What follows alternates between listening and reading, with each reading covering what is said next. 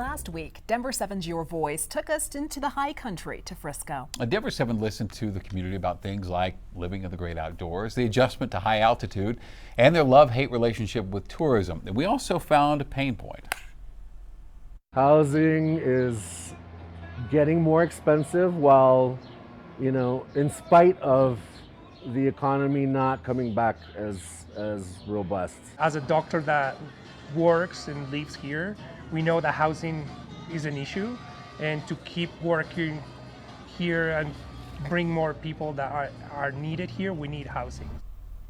Communities like Frisco have faced a decades-long problem, housing affordability. Many people we talked to said they can't afford to live in the communities where they work. So tonight, we're following up to get answers for our mountain communities. Denver7's Ryan Fish headed back up I-70 West to dive into the affordability issue, also to ask local leaders what they're doing to help solve that problem. This week, we're back here in Frisco for Denver7's Your Voice. We sat down with community members here in the middle of the mountains.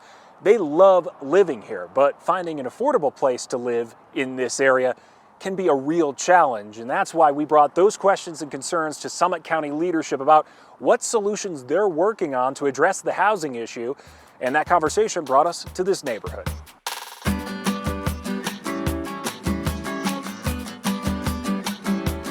Ellie's neighborhood has 14 units. They are all accessory dwelling units built as single-family homes. So they all have garages, 2 stories. And not a bad view for the backyard either. Summit County Commissioner Tamara Pogue knows $1 million view often means at least $1 million price tag when buying a home here. But these homes are workforce housing funded by county taxpayers. These were some of the more affordable for sale units we've been able to build. Each one costs roughly $300,000 to $500,000. Many will tell you, and I would be among them, that they are not really affordable, but they are attainable for a lot of our community. I think we had something like 400 families apply to live here, and obviously only 14 units, which I think speaks loudly to the scale of the problem that we have here in Summit County.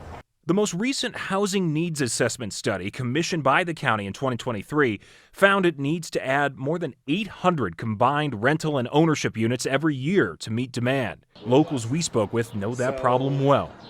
There's definitely a lot of griping amongst the residents and finding an affordable place to live. It takes a lot of networking. We see that in the medical field, where we're trying to bring technicians and bring more specialists and to serve the community.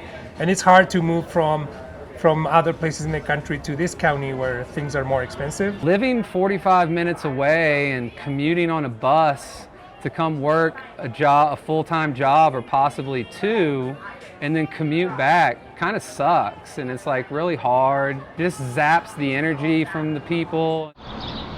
Up here, many homes sit empty at some point. 70% of our units are owned by people who have a second home somewhere else. And building more homes isn't as easy as it sounds. Long winters mean a short construction season, and open spaces mean less room to grow. In a community like ours, 80% of the available land is owned by the federal government. That does not leave us a lot of real estate to develop on. So Summit County has to get creative when it can build.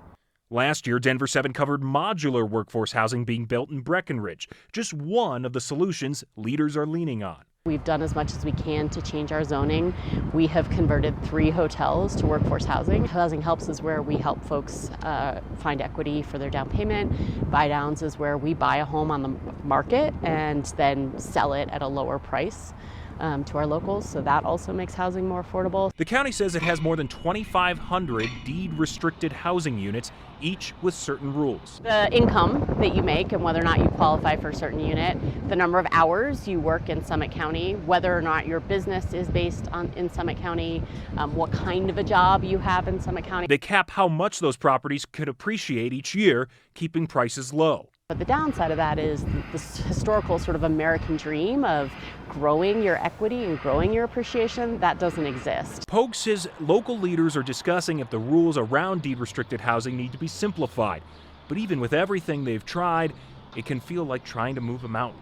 Sometimes, everyone looks for the big development as the sign that we're making progress, but often it's these smaller strategies like our ADU program that actually help us make continuous progress. While it will never be enough to solve this problem, we are continuing to move the needle for folks. In Frisco, for Your Voice, I'm Ryan Fish, Denver7.